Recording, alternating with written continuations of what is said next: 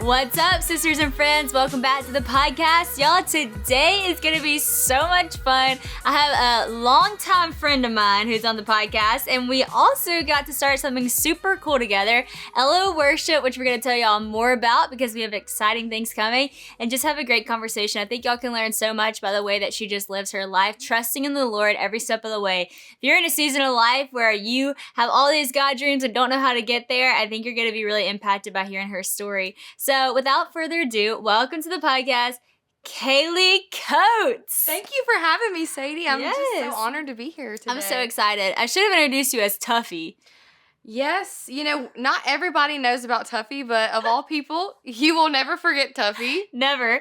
So going way back, Kaylea and I actually met on a softball team that we were both on when were we like 10? Yeah. Okay, we were like 10, and we both had the coolest helmets on the team. I'm not gonna lie. They were very cool. Okay, so my helmet was dipped in camo. Literally, like when a car gets like dipped in something, it was a dipped camo hat.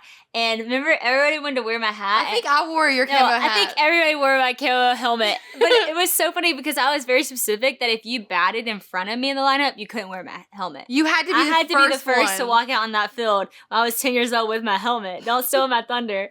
Okay, but then Tuffy came along and almost stole my thunder with her helmet. So, well, you inspired me. I wanted a cool helmet too, and I'd never had a nickname in my life, really.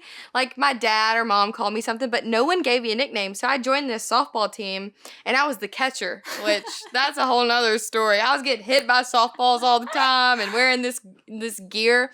Well, the coach was an old grandpa, and he just started calling me Tuffy. And I'm like, yeah, that's me. I have a nickname. So I had Tuffy airbrushed on my helmet, and not like Toughy. No. Tuffy. Tuffy was on the scene, on the field, but, she shortly retired. Yeah, Tuffy had a good run in softball, but we did give up our softball days, and we headed straight into a band. Yes. Okay, so you pretty much facilitated our band, so you can tell them about what that looks like. I have, always loved music, and I wrote songs since I was in 3rd grade. First song I ever wrote was Send Him an Angel, because a boy in my 3rd grade class' dad died. Aww, so I wrote him that song. I don't know if I ever sang it for him, but I wrote him a song. That's sweet. And so I just always loved music, and I always wanted to have a band.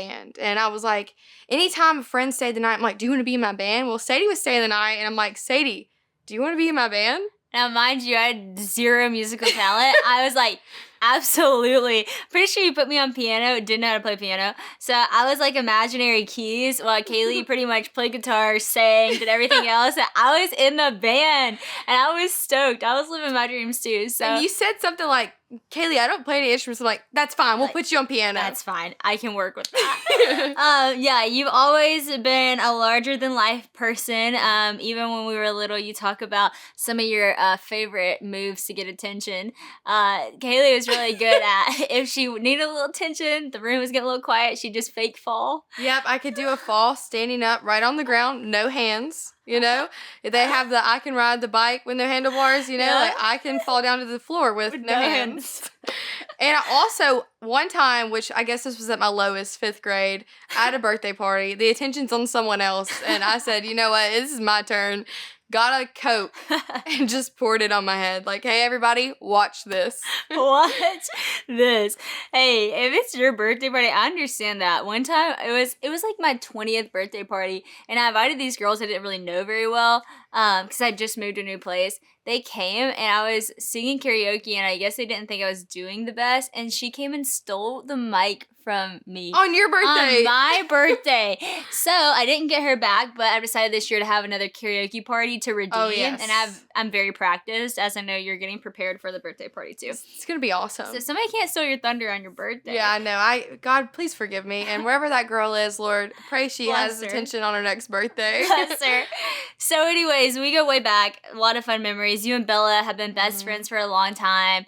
And even y'all's friendship, I think, is just such a cool testament to a God friendship. Now y'all are sister-in-laws, which is crazy. So Bella's husband, Jacob, is Kaylea's brother. So really just a crazy God life story. But anyway, so how did we get here? How did we get to the point where you're leading LO Worship and all of this journey? So let's go back, because now we actually legitimately have a band, which is kind of crazy. And I guess when I moved back from Nashville, I was kind of like, looking around thinking like, what's next kind of thing. Mhm. How am I going to do what God's called me to do, but do it here? And I remember Bella, you were her mentor at the time. Mhm. And Bella showed me a video of you leading worship. And I had like been working on this dream of Ella worship at that point for about a year and a half. Mhm. This point's about 4 years. That point is about a year and a half. And I was like, man, Kaylee's really good. And I was Wow. like, and she's local, and we used to be friends. We go back to softball days because we didn't stay in touch really Yep. after that. After our first band didn't go well, didn't take off. And so I was like, man, I should get in touch with her to see what she's doing. And I asked you to go to coffee. And from your perspective, where were you in that season of life when I asked you to go to coffee to just talk about some of the stuff I was dreaming about? Well, I had actually just got back, in the prior year from living in Australia for 3 years, going to Bible college. And when I went to Bible college, I kind of like put my songwriting music days behind me. I studied more of like pastoral leadership, although I used to like do all the music stuff in high school. So I kind of thought that was like done for with me. So like this whole year I'm like coming back to home as well, and I'm trying to figure out my purpose. I start serving on the Christ Church's youth team, but I still feel like something's missing. So our church went on like a 21-day fast in the January before we got together and talked. And like the Lord clearly spoke like, hey, you're going to write songs and you are going to like lead worship for the younger generation, and like just spoke that over me. But then I'm like back in reality and I'm like, how is this going to happen? And I remember that video Bella took of me. I was just at the youth group being faithful. Yep. Somebody had dropped the ball and they weren't going to lead worship that night. And they're like, Kaylee, can you do it? We know you can. But I wasn't even the worship leader. I was just a fill-in, being faithful where God had called me. There was probably 20 students there at a coffee shop just doing a Bible study and worship. And then you see that video, we get together, and it's like, wow, God. Wow. You really saw me in the field, just like David, like I wasn't trying to be seen. I was just being faithful. That's awesome. And so my mind was blown. I'm like, you're telling me about Ella worship. Like, are you asking me? Like, who am I? Like, what? Tuffy? That's crazy. Tuffy? Yeah, I remember I was like, Kaylee, like, I've been trying to do this Ella worship thing. I haven't found the right people. And I just literally saw this video. I know nothing about what you're dreaming about. I know nothing about what you're doing. Yep. Meanwhile, she had this word already spoken over her life that she was going to write songs that led a generation. And so I remember you telling me that and me being like, wait, what? Like, this is crazy. Yes. So at that point, we were kind of like, let's do this thing. Let's see what God does with what he's kind of put in our hands to do. And it hasn't been an easy journey. It hasn't been a fast journey after that. How long ago was that we met? That was like July 2019. Okay, so like 3 years ago is when we had this conversation. And just now we're at the point where we're going to put out an EP and this whole thing, which I want to get to. But first, let's back up a little bit about the journey of your life of just, you love music. You're writing songs for people in 3rd grade. You have this word spoken over you. But like you said, here's reality. Like the reality is you're serving as an assistant to the youth pastor. You, if you are okay with me saying this, didn't make the worship team. Which I think that's a big thing, because those are the kind of things that make you go, okay, God, is this really what I'm supposed to do? Is that really what you said to me? If I'm sitting here and reality is looking nothing like what your word has said or your word has spoken. So in that time, whenever it was like you had a lot of God dreams, you had a lot of passion and stuff, what did that in-between time look like as you were getting some no's, as you were serving in some maybe quieter spaces, waiting on maybe what God had for you in the future? Yep, that's the sound of an Lollipop. You know me, I love a party and I will celebrate just about anything because there's always something to celebrate. Maybe it's the way my family grew up or whatever, but we just love any excuse to have a game night or movie night just to be together. But in the South, snacks are everything. And to me, sodas can make a party, y'all. But I don't drink caffeine. And so sometimes I'm like, what am I going to do? Especially because I also don't like to drink a lot of sugar. And that's why I can't wait to tell you about Lollipop. Lollipop is a new kind of soda that gives you all the experience without sacrificing your health. They have all kinds of flavors, such as vintage cola, classic root beer, orange squeeze like I have here, cherry vanilla, strawberry vanilla, and their newest flavor, classic grape. They are so delicious, but I think my favorite is orange squeeze because it just takes me back. Plus, their labels are so cute. Unlike other soda products, they are not full of sugar, corn syrup, and artificial ingredients with like aspartame. Lollipop is made up of natural ingredients that are actually good for you. Lollipop is the fastest growing functional beverage brand in America, and I can imagine why, because it's pretty great. They use functional ingredients that combine the benefits of prebiotics, plant fiber, and botanicals to support your microbiome and benefit digestive health. 90% of Americans consume over the daily recommended sugar intake, which is 30 grams, and sweetened beverages like sodas are the leading source of adding sugars to the American diet. Lollipop is much lower in sugar than most sodas, with only 2 to 5 grams of sugar. That's significantly lower, and it's from natural sources.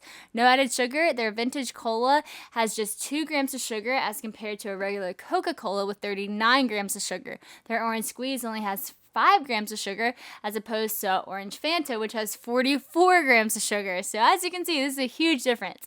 On top of all that, all of their products are non-GMO, vegan, paleo, and keto friendly with less than 8 grams of net carbs per can. They are so confident you'll love their product that they are going to offer a 100% money back guarantee for orders placed through their website. Plus, you'll receive 20% off plus free shipping on your orders. And I recommend trying their variety pack. This is a great way to try all their delicious flavors. So just go to drinkolipop.com/woe or use the code WOE at checkout to claim this deal. That's drink, just spelled like drink, Olipop, OLIPOP.com/woe. Olipop can also be found in over 8,000 stores across the country, including Kroger, Target, Whole Foods, Sprouts, and Wegmans.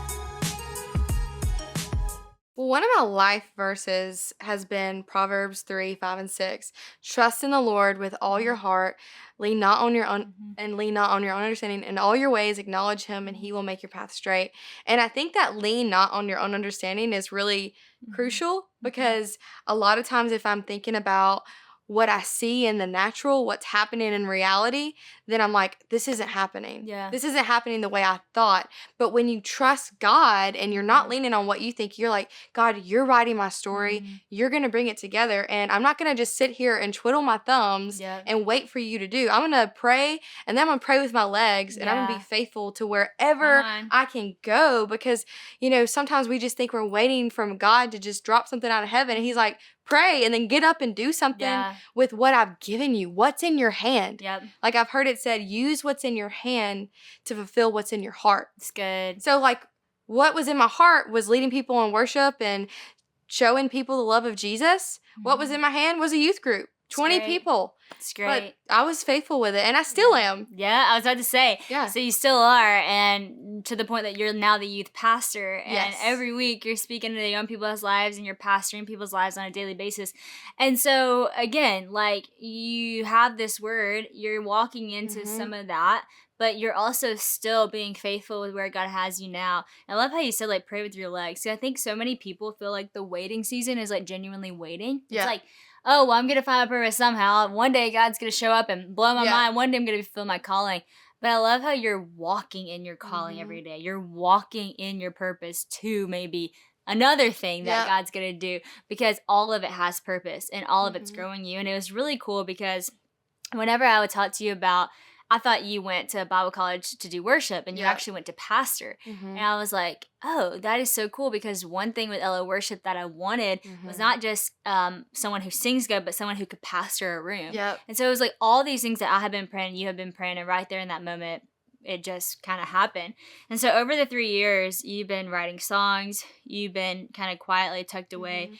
Talk to me about, okay, because we know this is about to go public, right? We're about to put out songs that a lot of people will hear. We're going to do these songs at conference this year, LO conference, we're doing all that stuff. But right now, the past years has been a really private time. It's kind of interesting because Jesus had that private time in his life too before his public ministry.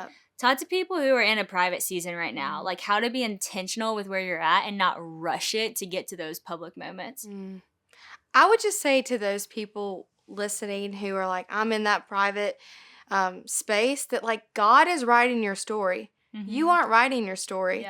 And so literally just trust him, because he will make it all come together. But like you said, like, we have to pray with our legs. So like, don't just sit down and just like, I'm waiting for God to do cool things in my life. Like, God What Yep. can I do right now while I'm waiting? How can I wait intentionally? Because if I just thought one day Sadie was going to knock on my door and ask me to be on Ella Worship and I wasn't going to serve anywhere, I wouldn't be sitting here right now. Like, That's so true. I just said, God, where is there a need and where can I fill it? Because you've given me many gifts and like you've given me dreams for my life, but I have to be faithful in the small Yep. before I can be faithful with much. Yep. And God, if I'm only faithful with small in my life, that's okay. Yeah. I'm happy with that. That's Like, I great. used to pray in Bible college, God, if you just give me like 100 people to shepherd, that's fine with me. People are great. thinking maybe 100's a lot, but to me, I'm like, I had dreams for a lot, but like if it's only 100, if it's only 10 that I'm entrusted with to disciple and love on, that's enough. Because at the end of the day, it's that cheesy quote people say, live for an audience of one. Yep. And at the end of the day, like my worth isn't found in like crowds and my worth is found in Jesus knowing me, loving me, and that's enough because when we get to heaven, that's all it's it's gonna be about us and Jesus. It's good. It reminds me of David, like you said, like he was shepherding the flock. Like before he was doing anything else, he was just a shepherd.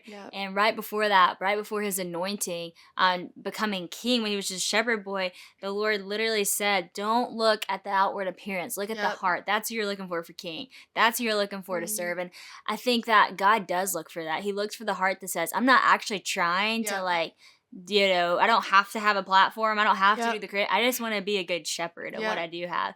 And I remember the same thing in my life. Whenever I was young, I would always pray this prayer because you know where we live. We live in like, especially 15 years ago or 20 years ago, whenever I was really little, people, like everyone was a Christian, like everyone we knew was a Christian. Everyone goes to church on Wednesday and Sunday. Everyone, most people went to a Christian school or had some Christian capacity in their school or their teachers were or whatever. And I just remember praying to God and saying, God, give me one person to tell Jesus to. Like that would just be amazing. Just one person who I can tell about Jesus to. And then when I was 13 and I went to Austria to play basketball and I met someone who didn't know Jesus, and I was like so excited to get to share with her about Jesus. And it was just like such a cool moment in my life. I remember I was like, this is what I want to do. Like I knew at that moment that I was going to be set apart, that I was going to live my life for Christ and not for the world. And it was just like, this is what I want. And that was with the mindset of one person. Little did I know, 2 years later, my family would get a TV show and like Dynasty would blow up and Dance with the Stars, and I'd have this, ministry on a platform. But really the heart since the beginning has been, give me one person who I can tell about Jesus to. And I want that same heart posture. And that's why I'm excited to show up to things like Passion, but I'm excited to show up to the coffee shop. You know what I'm saying? And because it's the same ministry, and I see that for you too. Like, I'm so excited for conference. It's going to be incredible. But we have like a couple Bible studies before that I'm excited about, and just that ministry. So people out there who are listening, like if God's putting a dream on your heart, if God's called you to ministry, you do that right now, wherever you're at with what you have. And I love how he talks about what's in your hands. It makes me think of a song we wrote. So let's talk about what we are doing. So Ella Worship, basically the heart behind Ella Worship from my perspective is I wanted to start a worship team because I was putting out a lot of messages. I'm still putting out a lot of messages, and which are amazing. Thanks, friend, and yours are too. And I was like, okay, how do I make these messages have more reach and impact? Because no one's going home and reciting a 45-minute message over themselves. But people are going home and singing a song over themselves. So it's like, what if we have a team of people who are working with me on the messages I write to write these messages into song form that people can have and sing over themselves and really get that message rooted? Because some people will hear a message and they go, that changed my life. But then they have to watch that message back over and over. I had that girl at Chick-fil-A the other day tell me, she met me, she was, in the drive-thru line, and she said, Sadie, I listened to your message from Passion City college night. Like it was like 2018, every single year on my birthday. Wow. And I just love that. I love that she said that. But I was like, man, how cool would it be if she has a song that goes with that? That's like an anthem for her life. So that's what Kaylea is partnering with me in. And Reeves, who's also in that, a friend of ours. And then we have a couple others here and there that are joining. Layla's going to be one of them. But Kaylee's really been kind of leading this charge. Let's talk about the EP that we're finally putting out. So the EP is called Steady Light, and you can kind of share a little bit about the heart behind, because you wrote most of these songs. Christian and I are beginning the project of building a home, which is so exciting. And the process has been really fun. We're getting to pick out all of these pieces that are eventually going to be together to form a dream home for our family. And even though the waiting process can be really long, I love that we can begin making choices right now, even in the products we love and want to incorporate. I've always loved brands that put a lot of thought and research into their products, but since having Honey, Christian and I feel even more important that we have safe, high quality products. And that's why we're so pumped to discover the company Public Goods. Public Goods is a one-stop shop for sustainable, high quality, everyday essentials made from clean ingredients at an affordable price. Everything from personal care and household products to coffee, toilet paper, shampoo, pet food, and more. Public Goods is your new everything store. It's thoughtfully designed for the conscious customer rather than having to shop at a lot of stores. Public Goods members can buy all their essentials in just one place with beautiful, streamlined labels. My current favorite product is actually their dish soap. It's so nice. I mean, anything that makes washing dishes better, sign me up. Am I right? I also like their chocolate almonds, the candles, and so much more. And even just in that, it's pretty awesome that you can like a place's chocolate and their dish soap. I mean, they really have it all. The labels look so clean and calming sitting out in the house. We actually saw it one time in an Airbnb and we loved it so much, and that's what made us want to get it as well because it looks so clean. Public Goods ethically sources and develops each of their products to be free of harsh ingredients and harmful additives still common on drugstore shelves, and they are committed to making their products healthy and safe for humans, animals, and the environment. At Public Goods, they use a membership model to keep costs low and pass on even more savings to their customers. And today we worked out an awesome deal for you guys. You can receive $15 off your first Public Goods order with no minimum purchase. That's right, they're so confident that you'll absolutely love their product and come back again and again that they're willing to give you $15 off to spend on your first purchase. With a deal like that, you're going to have nothing to lose. Just go to publicgoods.com/woe or use the code WOE at checkout. That's Public Goods, publicgoods.com/woe to receive $15 off your first order.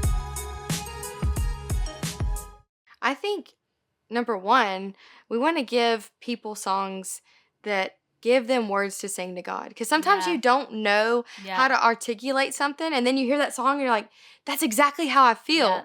And also, we want to have songs that are scriptural. Yeah. And like Sadie said, reiterate her messages because your messages are so impactful. So if we have a song to sing that, like, wow, we're going to remember that. Yeah. And we want to remember truth. Yeah. Back to scripture. Yeah. And I think these songs are all about Jesus. Mm-hmm. Like, they're all about surrender. Mm-hmm. They're all about trusting in his promise. Yeah. Like, these songs honestly just instill hope. And the EP is called Steady Light, and light is so steady. And I think every song is just like so strong and steady. I can't wait to sing them at conference. I can't wait for you guys to hear them. I can't wait for churches to sing them. Yeah. Like, I'm just so excited about them. So excited. And like you said, like a lot of times songs are like, I think of worship songs, excuse me.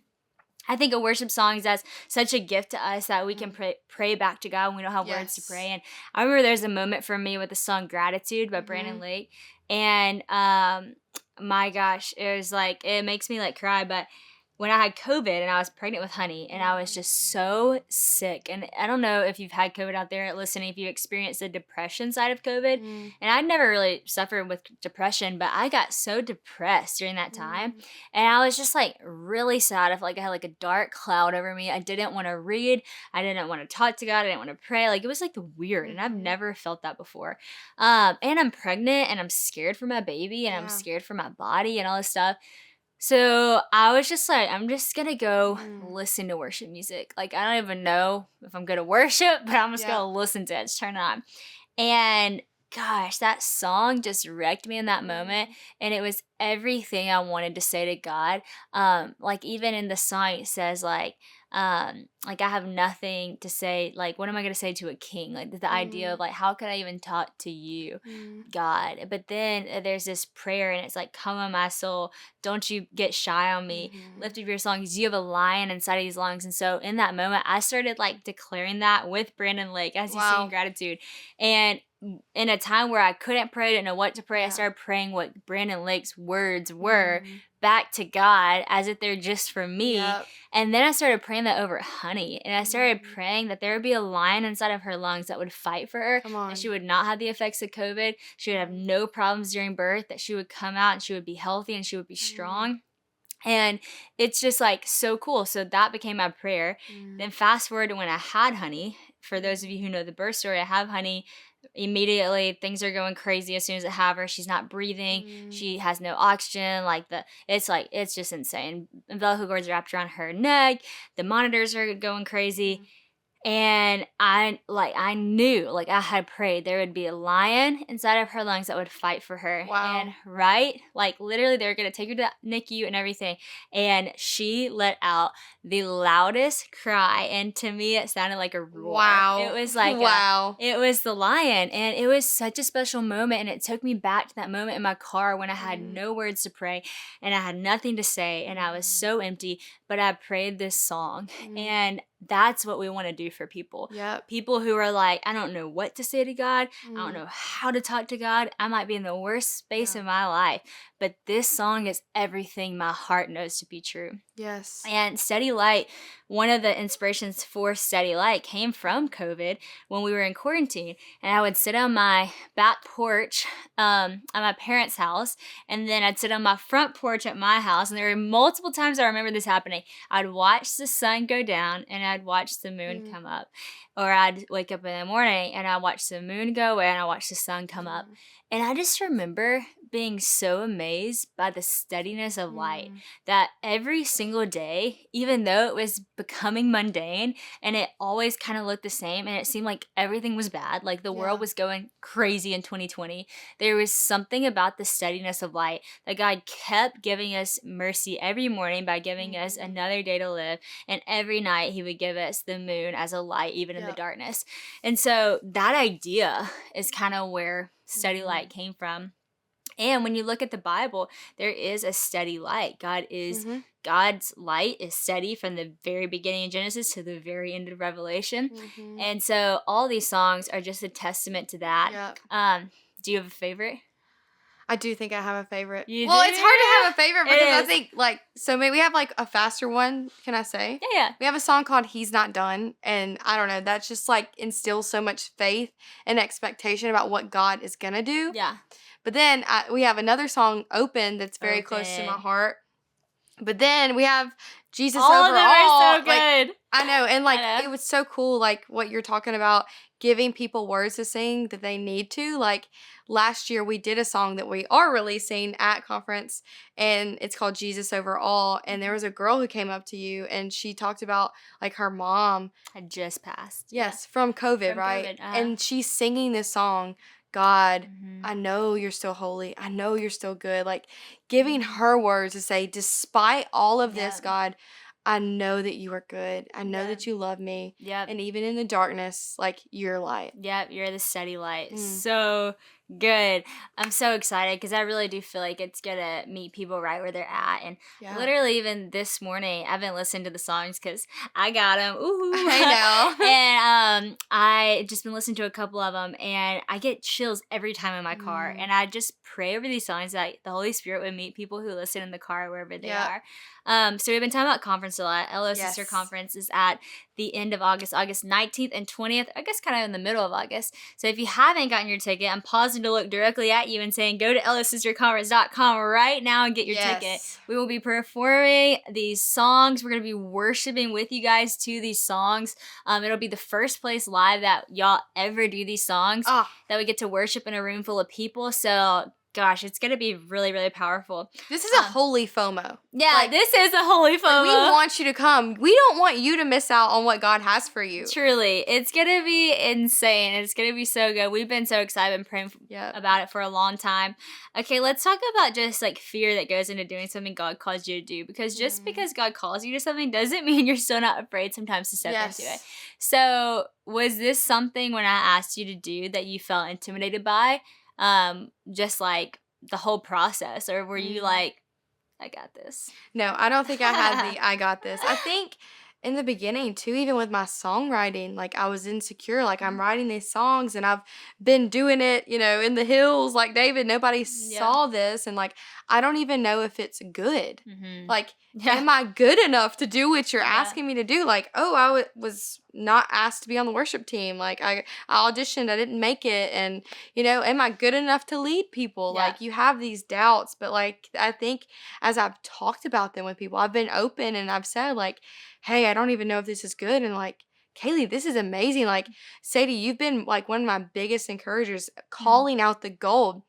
I didn't even realize that I had this gift. Like, I would never have told someone 3 years ago or maybe 2 years ago, I'm a songwriter. Yeah. Like, it just felt like, oh, if you say that, you are an imposter. Yeah. But like having people speak life over me and remember the things that God instilled in me, even as a little girl. Like, what third grader is writing songs? Like, God put that in me. It's awesome. And He didn't put it in me to take it away. Like, Yeah. He put it in me for a purpose. And like, He's put things in you for a purpose. And He will bring it around full circle It's awesome. in His timing. And I know, like, in August or whenever I lead and do things, like I'm stepping into what God's called me to. So if God got me here, I don't have to worry about myself taking me out. That's great. I didn't put myself in. That's great. Like, I didn't knock on the door. He opened it. I'm just walking through it, trusting Him all the way, all the day long. All the day long. Speaking of a worship song, that's so good, Kaylee. I love that.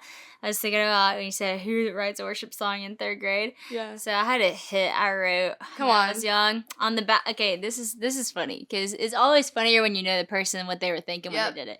So I wrote a song called Louisiana. This is my hometown. Louisiana. This is my hometown. I forgot it was a state when I wrote the song, but it worked better. I love it. I love it. Flowed better with Louisiana to my hometown. And I remember it was like, I was looking at the back porch. Oh no, I was sitting on the back looking at the stars, which is actually hilarious because it was very country, like stars. But now I'm thinking, I was looking at the back porch, looking at them stars. That's where inspiration came from. But the funny thing is, I wrote the lyrics on a Chick-fil-A bag, and I remember thinking in my mind, like, this is gonna be one of those stories. Like, this is it. Like, someone's gonna find this Chick-fil-A bag, and I'm gonna have like a breakout moment. And I'm about to make millions. I'm about to tour. Yeah, Louisiana is my hometown. Were you also one of the people who, like, 7 years old and you're singing at the grocery store? Oh, thinking I get noticed? There's an agent at Target who is gonna hear me Every singing time. Jesus Take the Wheel. Every time. I literally did that. I would also model walk just in case I got noticed for that too. Oh my gosh. Walmart and Target, yeah. Oh yeah, I had big dreams. But you know what? God put those things in you, and you are a writer on some songs. It's crazy. So I am. It's God crazy. put it in you. Listen, I love it. I just love worship music, and I love that we're getting to do this. I'm so grateful. God is so kind to include us in what. Yes. Who am I? Of bringing heaven to earth. Like, oh gosh, it's just crazy, and bringing people in earth to heaven. I mean, that's can anything good come out of West Monroe? Yeah. I mean, like, heck yeah. You think about 2 girls from West Monroe, they said about Jesus, can anything good come out of Nazareth? Yeah. And I think sometimes God uses the most unlikely people in the most unlikely places. That's right. Because He gets all the glory. That's right. And just to pause there, for people who are listening, no matter where you're from, no matter what you're doing, no matter what sphere of influence you have, God can use you. Yep. I spoke this over my team yesterday. Just because you're in a small town doesn't mean God gets smaller. Just because you're in a place with maybe less known for its creativity doesn't mean God's less of a creator in that space and can give you that creativity. Just because you're in a place where people might not dream as big doesn't mean that God still can't give you dreams that change history. And so no matter where you are, it doesn't change who God is. God goes from glory to glory to glory. He's the Alpha, He's the Omega. He's the beginning and the end. He's the light of the world from the beginning, and He's the light of the world at the end. And He calls you to be the light of the world in the in-between. And so, friend, let that be an encouragement. You might look at my platform and you say, well, you're Sadie Robertson, whatever. I'm a girl from a small town in Louisiana, just like my song said. And I could have never imagined God would have done these things in my life. But even if He hadn't have raised my platform, I still would have been going after the one. Yeah. And Kaylee's the same way. And if you have the heart of the same way, like the word says, man looks at the outward appearance, but the Lord looks at the heart. And so do ministry like you're doing ministry, not like you're trying to get a platform, like you're doing ministry. And in that case, you will start to change the world because Jesus changes the world through you. And so, Kaylee, this is so encouraging. conference is going to be amazing. But before we end this podcast, I'm going to ask you the "Whoa, that's good" question. Okay. Because I want you to hit us with one of the quotes that you have said that has just empowered my life about a horse. Okay. And so what is one of the best pieces of advice that you've ever given somebody? Oh, I've ever given? Because I want to hear that. Because I want to hear what advice you give it. And tell us about the horse. Okay, well, I have given advice, and this is the quote. If the horse is dead, dismount. Now listen. That don't sound like much, but that's a lot. Okay, now unpack the horse is dead dismount thing just a little bit, because you have that written on our "Whoa, that's good" wall. Well, it means, like, if something isn't working, don't try to sit on that dead horse and make it keep going. Like, find another horse. Yeah. Like, and I think sometimes in life and ministry, you're trying to beat this thing. That's right. And it's just not working for you. That's right. Switch it up. Find a new horse. That horse might be dead. That horse might just be dead. There's a lot of good horse quotes out there. There are. You can lead a horse to water, but you can't make them drink. Dang, that's good too. Come on, horses. I love that quote that she said, because I do think that there are times in life where there's sometimes things that God's put in your life that it might not look like it's happening, but you know you are to believe for. And those are the things that you pour in and you invest and you keep working at and you keep praying for. But then there are other things in life, like certain relationships that you might be in. Yeah. Or there are things in life, like certain jobs that you might be at or certain positions that you might be in, that it's literally just not for your good or anybody's good, and the situation is dead, and in those moments you need to be willing to move on and dismount. And I just have always loved that. Kaylea is full of good advice. She's a "Whoa, that's good" person.